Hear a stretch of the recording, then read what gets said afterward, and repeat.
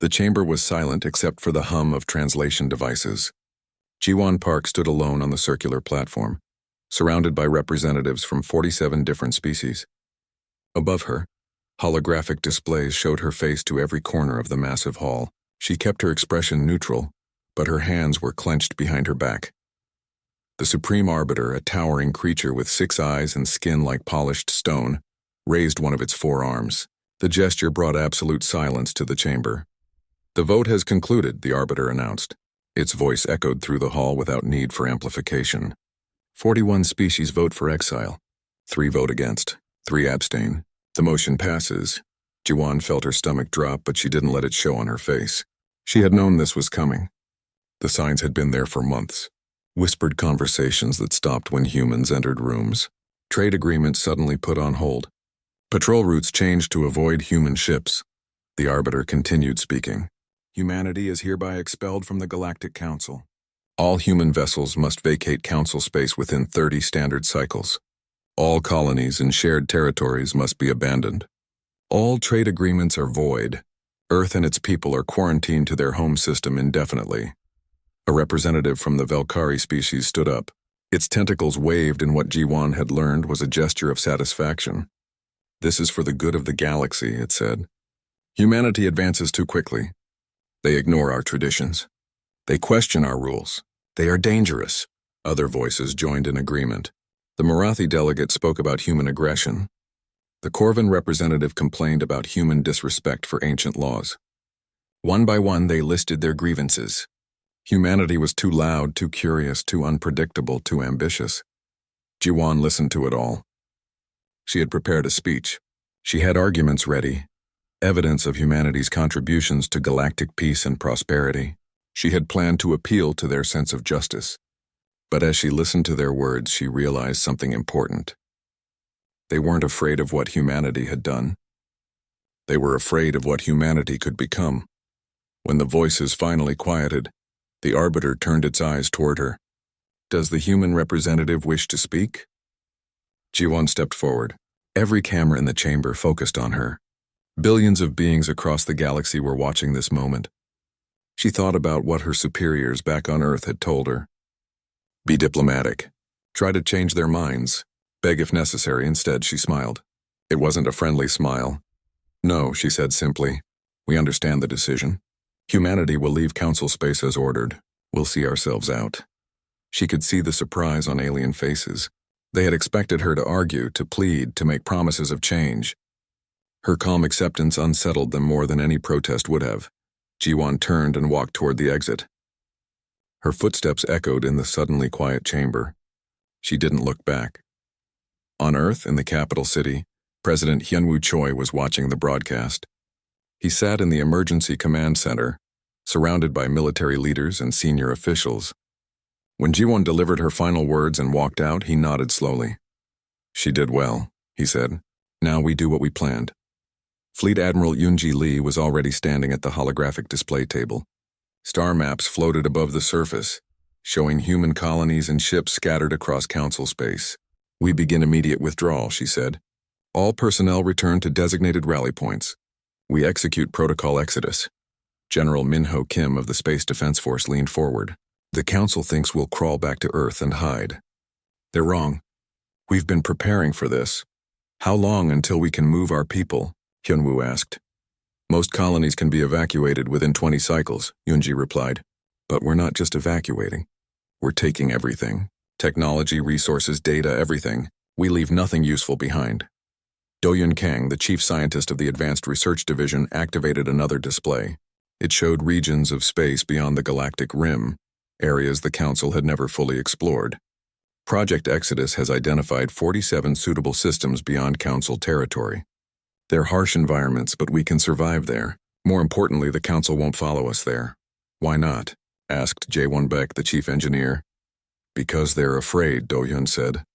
"Those regions have gravitational anomalies, unstable stars, dangerous radiation fields. Council species designed their ships for safety and comfort. Our ships were built for survival." Hyunwoo stood up and walked to the window. Below, the city sprawled toward the horizon, full of people who didn't yet know they were about to become exiles. "We've been in space for less than 200 years, he said. They've been out there for thousands. They had every advantage, and they're still afraid of us. Because we adapt faster than they do, Yunji said. Because we take risks they won't. Because we don't accept that things have to stay the way they've always been. Then let's show them what exiled humans can do, Hyunwoo said. He turned back to his team. Send the orders. Every human ship, every colony, every outpost. We're leaving council space, but we're not running away. We're moving forward. Across human-controlled space, messages began arriving. Captain Yuna Shin received hers while her ship was docked at a council trading station. She read it twice, then smiled. Crew, we're going home. Plot a course to Rally Point Alpha. On the mining colony of New Osaka, Administrator Nari Yoon gathered her people. Pack everything, she told them. Tools, supplies, seeds, livestock. We're moving to a new home. Where? Someone asked. Somewhere better, Nari replied. Somewhere we can build without asking permission. Diplomat Sun Hee Nam was meeting with a council official when she received her orders. She stood up in the middle of the conversation. I apologize, but I need to leave immediately. The official looked confused. But we haven't finished our discussion about trade routes. There's nothing to discuss, Sun Hee said. The council made its decision. Now we're making ours. On military vessels throughout the sector, soldiers and officers received their briefings. Colonel Junho Lee addressed his troops. The council thinks they're punishing us, he said. They think we'll beg to come back. Instead, we're going to become something they can't ignore. Something stronger than we were before. This isn't an ending. This is our beginning. In research facilities, scientists began downloading decades of data. Dr. Seojun Park supervised the transfer of experimental technology. Take everything, he ordered. Every prototype, every failed experiment, every crazy idea we weren't allowed to test. Out there beyond council space, we can try anything. Within 72 hours, the movement had begun. Human ships were disappearing from council ports. Colonies were going dark. Trade convoys were vanishing from established routes. The council watched nervously as humanity simply vanished from their territory. They had voted to exile Earth, expecting humanity to retreat in shame. Instead, humanity was leaving with purpose and determination. The council had made a choice. Now they would live with the consequences. And somewhere in the depths of space, heading toward regions unknown, Jiwon Park stood on the bridge of a transport ship and looked out at the stars. Behind her was everything humanity had built among the council species. Ahead was uncertainty and danger. She smiled again. This time it was genuine. Let's see what we can do without them holding us. Back, she said. The first wave of ships crossed the boundary into unexplored space on the 18th cycle after the council's vote. Captain Minho Kim stood on the bridge of the ESS Horizon, watching the navigation displays as they entered territory that appeared on no council maps. Behind his ship, a fleet of 300 vessels followed in precise formation. All systems normal, reported Navigator Yuna Shin from her station. Gravitational readings are stable. No immediate hazards detected. Minho nodded. Keep scanning. The council said this region was too dangerous to explore. I want to know why. The answer came 6 hours later. A massive asteroid field appeared on their sensors, dense enough that council navigation computers would have turned back immediately. The rocks moved in chaotic patterns pulled by 3 different gravity wells that created an unpredictable maze. Council ships wouldn't risk this, Yuna said. Their automated systems would refuse to enter. Good thing we can turn off the safeties, Minho replied. He opened a channel to the fleet. All ships follow our lead. Manual piloting only. Trust your instincts. They flew through the asteroid field, dodging and weaving between rocks the size of cities. 2 ships took minor damage, but all 300 made it through. On the other side, they found something worth the risk. A system with 7 planets, 3 of them in the habitable zone, and no signs of previous exploration. Mark this location, Minho ordered. Send the coordinates to Earth. We just found our first new home. Back in the main convoy, engineer Jaewon Beck was solving different problems. The colony ships were massive, carrying millions of people in suspended animation. They needed constant maintenance, and every system had to work perfectly. When life support started failing on one ship, Jaewon didn't wait for replacement parts from Earth. He improvised a solution using mining equipment and cargo containers. It's not elegant, he told his team, but it works. Out here, we can't afford to wait for the perfect solution. We make things work with what we have. That became humanity's new philosophy. When food production systems failed, they adapted. When water recyclers broke down, they found new ways. Every challenge made them better at surviving in harsh conditions. The Council had exiled them to regions they considered uninhabitable. Humans were learning to thrive there. Biologist Sumihan was discovering why the Council had avoided these regions. The life forms here were aggressive and adaptable, nothing like the carefully catalogued species in Council space. On the second planet they surveyed, she found organisms that could survive in vacuum, creatures that fed on radiation, and plants that grew faster than anything she had ever seen. This ecosystem shouldn't be possible, she told her research team. These organisms break every rule we learned from Council biology databases. But they're thriving. Maybe that's why the Council never came here, suggested her assistant. These life forms don't follow their neat categories. They probably didn't know how to deal with them. Sumi collected samples of everything. Some of the organisms might be dangerous, but others could be useful. She found bacteria that could clean contaminated water in minutes. She discovered plants that produced edible protein in days instead of months. The Council had avoided this region because it was unpredictable. Humanity saw it as an opportunity. 6 months after leaving Council space, the first permanent colony was established. Administrator Nari Yoon supervised the construction on a planet they named New Sol. The gravity was 30% higher than Earth's, and the atmospheric pressure was challenging. Council species would have required extensive terraforming. Humans adapted. The first generation will struggle, Nari told the colonists, but our children will grow up stronger. High gravity builds strong bones and muscles. In a few generations, people born here will be tougher than anyone back on Earth. The colonists worked 12-hour days, building shelters and planting crops. The conditions were harsh, but everyone knew they were building something the Council could never take away. This was their world, claimed by their own effort and sacrifice. Mining operations began on asteroid belts rich with rare metals. Tai Yang-o led the mining crews, establishing extraction facilities on rocks that spun through space at dangerous speeds. The work was risky, but the rewards were enormous. They found deposits of materials that were rare in Council space, elements that could revolutionize technology. Ship these back to the research facilities, Taeyang ordered. Let's see what our scientists can do with unlimited resources. Trade began to develop between human colonies. Merchant ships carried food from agricultural worlds to mining stations. Technology flowed from research facilities to frontier settlements. Within a year, humanity had established an economy that functioned without Council oversight or regulation. Captain Isil Jiang was one of the first independent traders. Her ship, the Lucky Dragon, ran routes between colonies that were weeks apart. She carried medicine, tools, and news. Other species might have found the isolation unbearable, but humans had always been explorers. We're building something new out here, Isil told her crew. No Council bureaucrats telling us what we can and cannot trade. No regulations written by species who don't understand us. Just honest work and fair deals. Some colonies specialized in agriculture. Others focused on manufacturing. Research stations pushed the boundaries of science without Council restrictions. Each settlement found its role in the growing network of human civilization beyond the rim. Artist Minji Seo established a cultural center on one of the orbital stations. She collected stories, songs, and art from every colony. We're scattered across hundreds of light years, she said, but we're still one people. We need to remember who we are. Her galleries displayed paintings of alien landscapes seen through human eyes. Musicians composed songs about leaving the old world behind and building new ones. Poets wrote about freedom and exile, loss and hope. Human culture was evolving, shaped by the challenges of their new home. Philosopher Daehyun Ryu published essays that circulated among the colonies. He wrote about humanity's place in a galaxy that had rejected them. The Council feared our potential, he wrote. They saw us advancing quickly and chose to push us away rather than accept us as equals.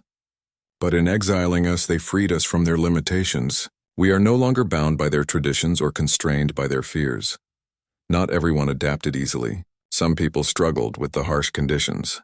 Others missed the comfort and safety of Council space. But slowly, the mindset changed. The first generation remembered being exiled. The next generation was born free. 2 years after the exodus began, Fleet Admiral Yoon-ji Lee conducted an assessment of human space. Over 100 colonies were established. The fleet had grown with new ships built in orbital shipyards. Mining operations were producing more resources than Earth ever had. Research facilities were making breakthroughs daily. "We're stronger than we were," Yoonji reported to President Hyunwoo Choi. "Not just militarily, but in every way. Our economy is growing faster. Our technology is advancing without council restrictions. Our people are tougher because they've had to be." "And the council?" Hyunwoo asked. "They're watching," Yoonji replied. "Our long-range sensors detect their scout ships at the boundary of explored space. They're nervous. They exiled us, but now they don't know what we're becoming." "Good," Hyunwoo said.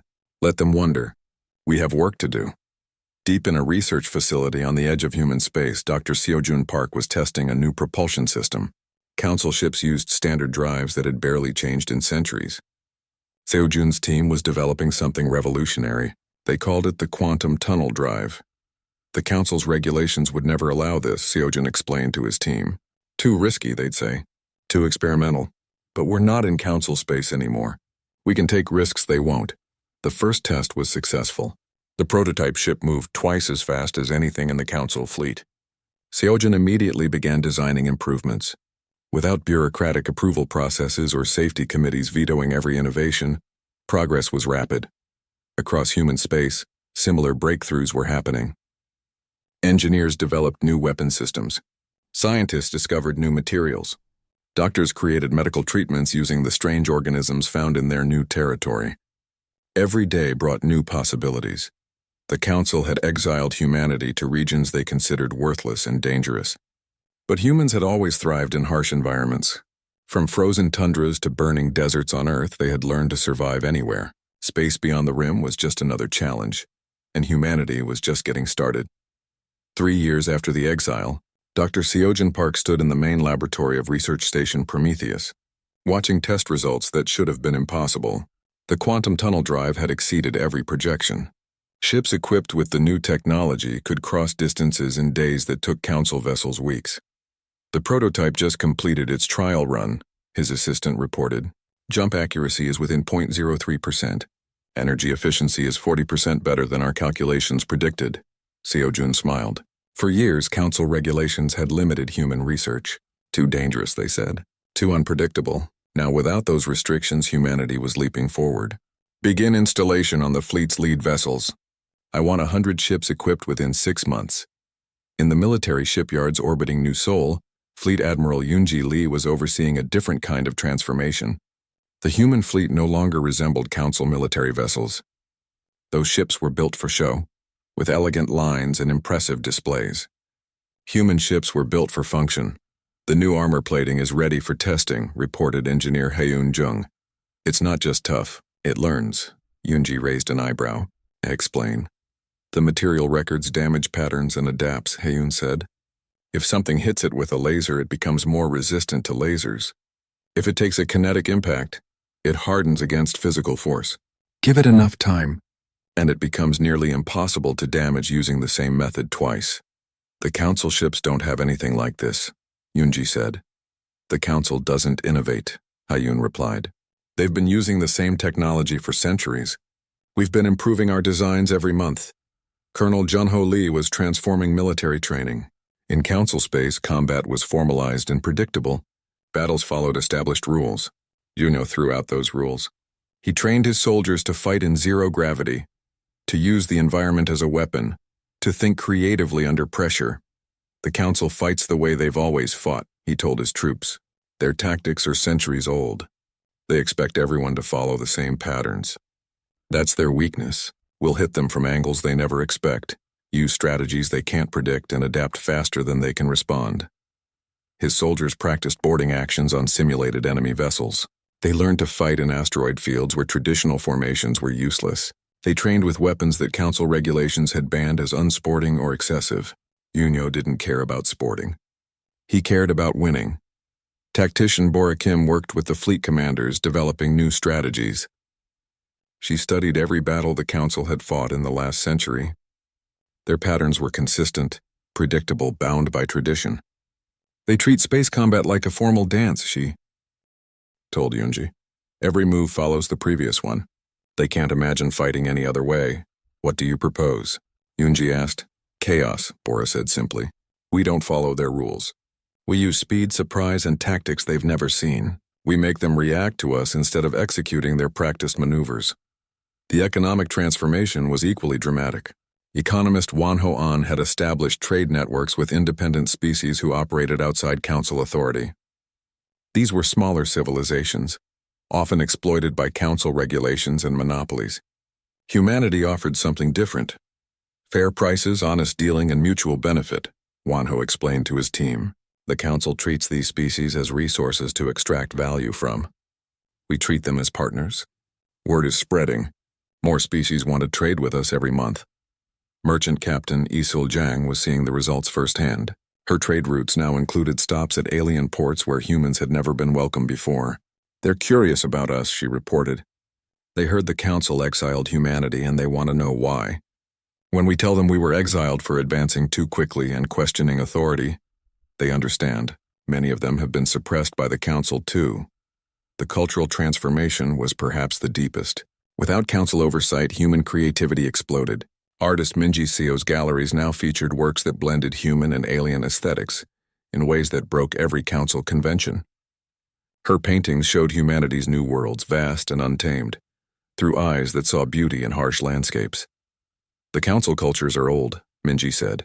They've been doing things the same way for so long that they've forgotten how to create something new. We're young. We're still discovering who we can be. Musicians composed symphonies using instruments from a dozen different species, creating sounds that had never existed before. Writers told stories of humanity's exile and transformation, tales that spread beyond human space, and were read by aliens who dreamed of similar freedom. Philosopher Daehyun Ryu's essays reached an audience far beyond humanity. His writings about independence, innovation, and the courage to challenge established systems resonated with species throughout the galaxy. Some council members tried to ban his work, which only made it more popular. The council is afraid of ideas, Daehyun wrote. They exiled humanity physically, but they cannot exile the example we set. Other species are watching us thrive without council approval. They're asking themselves why they need the council at all. The transformation wasn't just technological or military or cultural. It was psychological. The generation that remembered being accepted by the council was being replaced by those who knew only freedom. Children born in human space beyond the rim grew up stronger, tougher, more capable than their parents on New Sol, where gravity was 30% higher. Teenagers could lift weights that would crush adults from Earth. On mining stations, workers operated in conditions that would hospitalize council species. On research stations, scientists pursued theories that would have been forbidden in council space. Dr. Seojin Park gathered data on human adaptation. We're evolving faster than anyone predicted, he reported to President Hyun-woo Choi. Not just biologically, though, that's happening too. Culturally, technologically, strategically. 3 years ago, we were trying to fit into the council's framework. Now we've built our own framework and it's superior. The council must be watching this, Hyun-woo said. They are, confirmed Seojin. Our intelligence reports show council scout ships at the boundary regularly. They're documenting everything we do.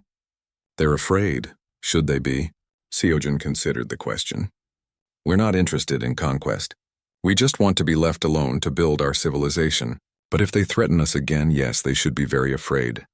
Fleet Admiral Yoonji Lee was thinking about defense. Human space now covered vast territory, with colonies spread across hundreds of systems. We need a defensive network, she told her staff. Sensor stations, patrol routes, rapid response fleets. If anyone tries to attack us, I want to know about it before they cross our borders. The network was established within months. Automated sensor buoys watched every approach to human space. Fast response ships could reach any colony within hours. Defense platforms were built around strategic locations. Humanity had been exiled, but they would not be victims. Colonel Jun-Ho Lee established training facilities on every major colony. Every citizen should know how to fight, he declared. Not because we're looking for war, but because we refuse to be helpless. The council thought we were dangerous before. Let them see what we've become. 5 years after the exile, humanity had transformed completely. They were stronger, faster, tougher, and more innovative than they had been in council space. Their technology was advancing at a rate that would have been impossible under council regulations. Their military was trained in tactics the council couldn't imagine. Their economy was growing without artificial limits. Ji-won Park, who had stood alone before the council and accepted exile without protest, now served as humanity's chief ambassador to independent species. She traveled to worlds the council ignored, offering trade, technology, and friendship. Everywhere she went, she carried the same message. The council feared what humanity could become, she told alien leaders. They tried to contain us by pushing us away. Instead, they freed us to become something greater. We don't need the council's approval. Neither do you. More species were listening. Some began trading primarily with humanity. Others started questioning council policies that had seemed unchangeable. A few even considered leaving council space entirely. The council watched all of this with growing concern. They had voted to exile Earth, expecting humanity to fade into irrelevance. Instead, humanity had become more relevant than ever. Their exile had failed. Now the council had to decide what to do about it. But that decision would soon be forced by circumstances beyond anyone's control. Danger was coming to council space, and they would need help from the species they had exiled. Human space continued to grow and strengthen, unaware that soon they would face their greatest test. The message arrived at the human colony of New Sol 5 years and 7 months after the exile. It was encrypted with old council diplomatic codes marked urgent and addressed to Ji-won Park. She opened it in her office, expecting another attempt at reopening trade negotiations. What she read made her blood run cold. The message was from Ambassador Sun-hee Nam, a human who had chosen to remain in council space as an observer. Her words were brief and desperate. They're dying. Something is attacking from dark space. Entire world's gone. Council military is failing. They need help. Your help. Ji-won immediately forwarded the message to Earth. Within hours, she was in a secure conference with President Hyun-woo Choi, Fleet Admiral Yoon-ji Lee, and the senior leadership.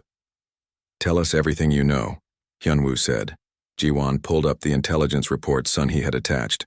3 months ago, something emerged from unexplored space on the far side of Council territory. They're calling them the Devourers. Nobody knows where they came from. They attack without warning, consume everything on a planet, and move to the next target. The images showed devastation. Worlds that once held billions were now lifeless rocks. Cities were gone, oceans were empty, and atmospheres were stripped away. Council forces, Hyun-ji asked. Getting destroyed, Ji-won replied. Their weapons barely slowed the Devourers down. Every attack teaches the enemy how to defend better. It's like they adapt to whatever hits them. Sound familiar? Yoon-ji nodded grimly. Similar adaptive technology was now standard on human ships, but the Council had rejected it as too unpredictable. How many worlds have been lost? 17 confirmed. 4 more under attack. The Council projects 30 more worlds will fall in the next 6 months unless something changes. The room was quiet. Finally, Captain Min-ho Kim spoke. They exiled us. They called us dangerous and pushed us away. Now they want our help? According to Sun-hee, yes, Ji-won said. The Council is preparing an official request. But she sent this warning first because she knows how long it will take them to overcome their pride. What do our scouts report? Hyun-woo asked. Intelligence Officer Yerim Choi activated a star map. We've been monitoring Council space as always. The attacks are real. The Devourers are unlike anything we've encountered. They move in swarms, coordinate perfectly, and adapt to every defense. The Council's rigid tactics are useless against them. And if we do nothing? Someone asked. The Council falls, Yerim said bluntly. Species go extinct. The Devourers eventually reach human space. Maybe in 5 years, maybe 10. But they'll come. The debate began immediately. Colonel Jun-ho Lee argued that humanity owed the Council nothing. They abandoned us. Why should we save them? Dr. Seojin Park disagreed. Because we're better than they are. Because we can help. Because if we don't, we'll be fighting the Devourers alone eventually. Tactician Bora Kim studied the battle reports. The Council's forces are failing because they fight the way they've always fought. Predictable formations, standard tactics, by-the-book responses. The Devourers adapt to all of it. We don't fight that way. We could make a difference. At what cost? Demanded Admiral Yoon-ji. We send our fleet into danger to save species that exiled us? We don't do it for them, Ji-won said quietly. Everyone turned to look at her. We do it because it's right. We do it because we're human, and humans help those in need. But we do it on our terms, not as subordinates returning to the Council. As independent allies, as equals. President Hyunwoo Choi stood and walked to the window. Outside, the colony sprawled toward the horizon. 5 years ago, this had been an empty world. Now millions lived here. Humanity had built something remarkable in exile. Contact the council, he said finally. Tell them we'll consider helping. But we have conditions. The formal request arrived 2 days later. The Supreme Arbiter himself made the plea, his 6 eyes unable to hide the desperation. The same being who had announced humanity's exile now begged for their return. Ji-won listened to the entire message without expression. Then she composed her response. The Galactic Council voted to exile humanity, she said. You decided we were too dangerous, too unpredictable, too different. You pushed us away and expected us to disappear. We didn't, we thrived. We built a civilization beyond your borders, stronger and more innovative than what we had in council space. Now you need us. Interesting, she paused, letting that sink in. Humanity will help. Not because we need you. We don't. Not because we want back into the council. We don't. We'll help because species are dying and we can stop it. But we come as independent allies, not as returning exiles. We come as equals, not as subordinates. Accept those terms or face the devourers alone. The council accepted within an hour. Fleet Admiral Yoon-ji Lee began assembling the response force. She selected the most advanced ships, equipped with quantum tunnel drives and adaptive armor. She chose the best crews, veterans who had trained in tactics the council never imagined. She prepared a fleet that could fight in ways the devourers wouldn't expect. We're not going to save the council, she told her commanders. We're going to show them what humanity has become. Every action, every tactic, every victory demonstrates our superiority. By the time this is over, they'll remember why they feared us. Captain Ye Jin-ko was chosen to lead the fighter squadrons. She had never served in council space, born after the exile on New Seoul's high gravity. She was faster and stronger than humans from Earth, and her piloting skills were legendary. I've heard stories about the council my whole life, she said. About how they rejected us. I'm looking forward to showing them what they lost. Commander Si-woo Hong would coordinate with council forces. It wouldn't be easy. Council officers were trained to follow rigid hierarchies and established procedures. Human forces operated with flexibility and initiative. It'll be like teaching children to run before they can walk, Si-woo said. But we'll manage. The fleet departed human space with ceremony. Thousands gathered to watch the ships leave, quantum drives glowing as they jumped toward council territory. It was the first time human military vessels had entered council space since the exile. Dr. Seojin Park traveled with the fleet, bringing his research team. The devourers adapt to attacks, he explained to the military commanders. But adaptation takes time. If we can vary our tactics constantly, change our approaches, hit them in unexpected ways, we can stay ahead of their adaptation curve. Engineer Jaewon Baek prepared countermeasures based on the limited data they had about devourer technology. Their ships use a kind of organic technology, he said. It's efficient but vulnerable to certain disruptions. I've designed weapons specifically to exploit those weaknesses. When the human fleet arrived at the first contested system, they found a council defense force in full retreat. 3 massive devourer ships were systematically destroying orbital stations, while smaller craft hunted down fleeing vessels. The council ships fought bravely but uselessly, their weapons barely marking the enemy hulls. Captain Min-ho Kim opened a channel to the council commander. Human fleet arriving. We're taking over this engagement. Fall back to defensive positions. The council commander started to object, then saw the human ships moving. They didn't advance in neat formations. They scattered, approaching from multiple vectors at speeds council ships couldn't match. Fighter squadrons led by Ye Jin-ko streaked past devourer defenses before the enemy could react. All ships engage at will, Min-ho ordered. Show them what we've learned. The battle was chaos by council standards. Human ships attacked from impossible angles. Fighters made runs that violated every safety protocol. Weapons fired in patterns that seemed random, but were carefully calculated. The devourers tried to adapt, but the humans kept changing tactics. Engineer Jaewon's special weapons disrupted devourer coordination. Dr. Seojin's research allowed humans to predict enemy movements. Tactician Bora Kim directed the fleet like a conductor leading an orchestra of destruction. And Colonel Junho's Marines did the impossible, boarding a devourer ship and destroying it from inside. Within 6 hours, all 3 devourer vessels were destroyed. The human fleet had taken minor damage. The Council forces had been saved. The Council commander contacted Minho immediately. That was incredible. How did you do that? We adapted, Minho said simply. Something you should have learned to do a long time ago. News of the victory spread through Council space instantly.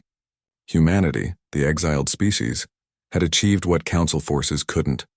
They had defeated the Devourers decisively, with tactics and technology the Council didn't understand. More requests for help arrived. Human fleets deployed to threatened systems. Every battle was another demonstration of human superiority. The species that had been exiled was now saving those who had rejected them. But humanity never let the Council forget the terms. They came as allies, not subjects, as equals, not subordinates, and when the fighting was done, they would return to their own space stronger than ever. The final battle began at dawn on the Council's most important world. The planet held 3 billion souls and served as the central hub for galactic trade. If it fell, the Council would collapse. The Devourers knew this. They came with their entire remaining fleet, hundreds of ships that had consumed 17 worlds already. Captain Yejin Ko stood on the bridge of her fighter carrier, watching the enemy approach. Behind her, 300 human vessels waited in positions that made no sense to Council observers. Admiral Onji had scattered the fleet across the system in seemingly random locations, abandoning every principle of defensive formations. The Council's own forces were arranged in traditional defensive lines around the planet. Thousands of ships representing dozens of species prepared to make their last stand. They expected to die bravely. They had seen what the Devourers could do. All human ships, this is Admiral Yunji. The communication came through. The enemy expects us to fight like the Council fights. They've adapted to rigid tactics and predictable responses. We're going to show them something different.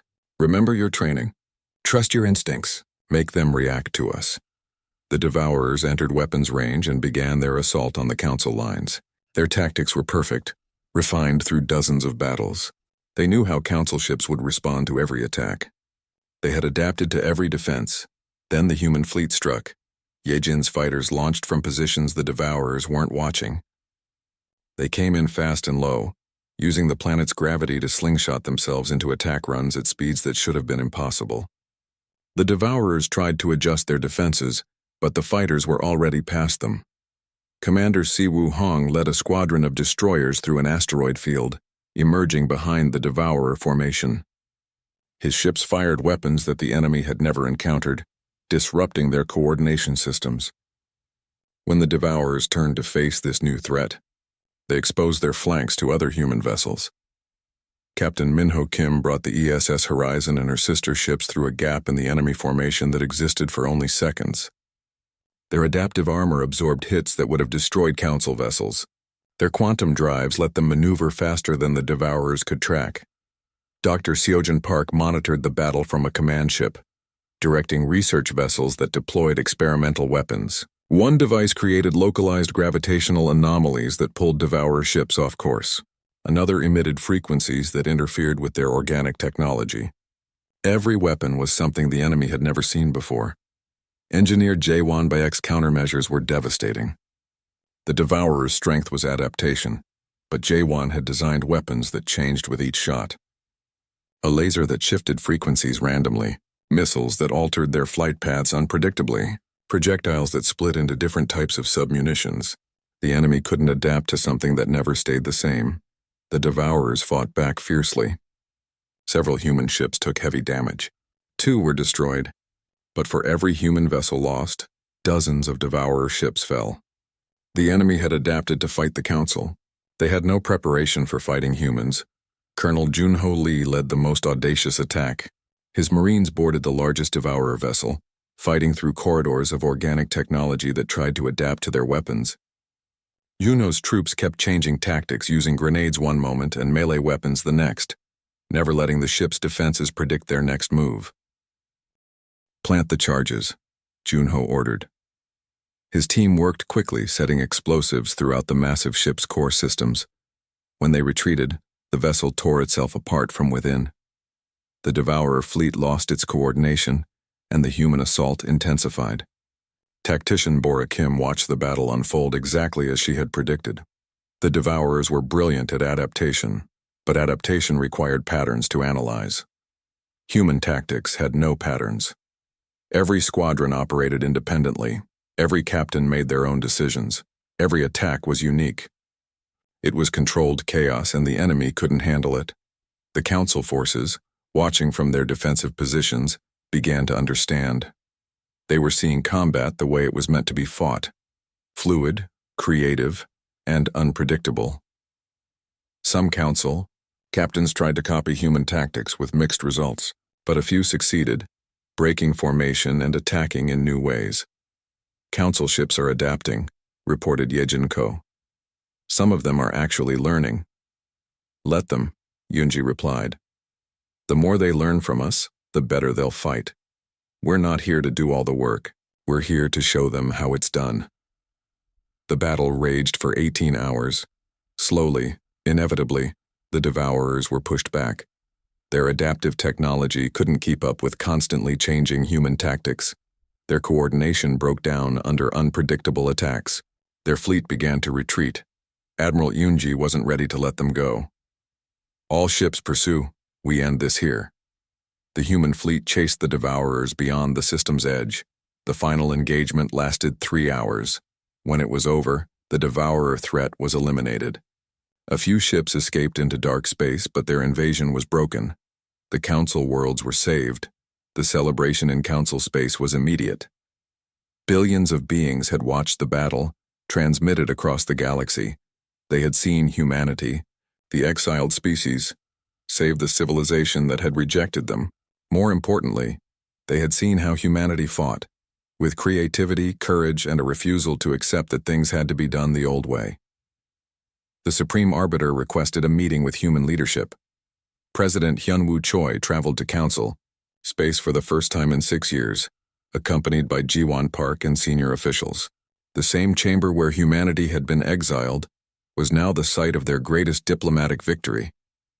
The Council owes humanity an enormous debt, the Arbiter began. Your courage saved countless lives. Your tactics won victories we could not achieve. Your technology proved superior. We were wrong to exile you. We formally request that humanity rejoin the Galactic Council with full honors and privileges. Diplomat Kyung-min Song, who had accompanied President Hyunwoo, stepped forward. The Council voted to exile Earth because humanity advanced too quickly and questioned established systems. Those facts haven't changed. We still advance quickly. We still question authority. If we rejoin the Council, will you try to limit us again? The Arbiter hesitated. Around the chamber, Council representatives shifted uncomfortably. They wanted humanity's strength, but they still feared humanity's independence. That's what I thought, Ji-won Park said. Humanity appreciates the offer, but we decline. We've built something beyond your borders, something free from Council restrictions and regulations. We're stronger out there than we ever were in here. Then what do you propose, Ynir? The Arbiter asked. President Hyunwoo spoke for the first time. We propose partnership, not membership. The Independent Confederacy will remain separate from the Council, but we're willing to establish formal diplomatic relations. We'll trade, share information, and come to each other's aid when needed, as equals, not as subordinates. The Independent Confederacy? A Council member asked. Humanity and several other species who prefer to remain independent, Hyunwoo explained. We've been building relationships with civilizations that the Council ignored or exploited. They're joining us. Together, we represent a significant portion of galactic civilization. We're just not interested in Council bureaucracy. The negotiations took weeks. In the end, humanity got everything they wanted. Formal recognition of the Independent Confederacy, trade agreements on equal terms, military cooperation when needed, and most importantly, absolute independence from Council authority. Ambassador Ji-won Park stood before the Council one last time. 6 years ago, she had stood in this same spot and accepted exile without protest. Now she addressed them as a representative of an equal power. 6 years ago, you voted to exile humanity because you feared what we might become, she said. You were right to fear us, but not for the reasons you thought. You feared we would disrupt your order. We did. You feared we would challenge your authority. We did. You feared we would change the galaxy. We are. She looked around the chamber. But we're not your enemy. We're not interested in conquest or domination. We just want to build our civilization our way, without anyone telling us what we can or cannot do. The Council can accept that, or not. Either way, humanity will thrive. Years passed. The independent Confederacy grew, adding species that valued freedom over security, innovation over tradition. Human ships explored regions the Council still avoided. Human colonies spread across hundreds of systems. Human technology continued advancing at a pace that left Council species struggling to keep up. Captain Minho Kim, now an admiral, commanded exploration fleets that pushed into unknown space. Dr. Seojin Park's research stations made discoveries that revolutionized science. Engineer Jae-won Baek designed ships that seemed impossible. Colonel Junho Lee trained the next generation of soldiers in tactics that kept evolving. The Council and the Confederacy maintained their partnership. They traded, cooperated, and occasionally worked together on mutual threats. But they were no longer one civilization with humans trying to fit in. They were two distinct powers, different in philosophy and approach. On Earth, now just one of hundreds of human worlds, Soo-young Im taught her children about the exile. The Council feared humanity, she told them. They thought pushing us away would solve their problems. Instead, it freed us to become something greater. Are we better than the Council? Her son asked. We're different, Soo-young said. They value stability and tradition. We value growth and change. They want everyone to follow the same rules. We want everyone to find their own path. Neither approach is wrong. They're just different. But we won, her daughter said. When the Devourers came, we saved them. We did, Soo-young agreed, because when humanity is free to innovate, to adapt, to try new things without fear of breaking old rules, we become unstoppable. The Council spent thousands of years perfecting their civilization. We spent 6 years building something new, and when the test came, our way worked better. She looked out the window at the city beyond, built by a species that had been exiled and returned stronger. The galaxy learned something important. You don't exile humanity. You don't contain us. You don't limit us. You either stand with us as equals, stand aside and let us work, or stand in our way and learn why the Council was afraid. The story of humanity's exile and return became legendary. Other species studied it. Some tried to copy human methods. A few succeeded. But most couldn't make the leap from traditional thinking to human-style innovation. It wasn't about intelligence or technology. It was about attitude. Humanity had been exiled for being too different, too aggressive, too unpredictable. Those same qualities had saved the galaxy. The lesson was clear.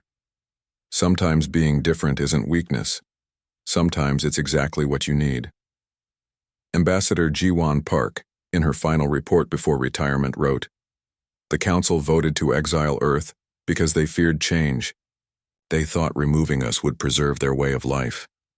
Instead, they proved that exile isn't punishment for the strong. It's freedom.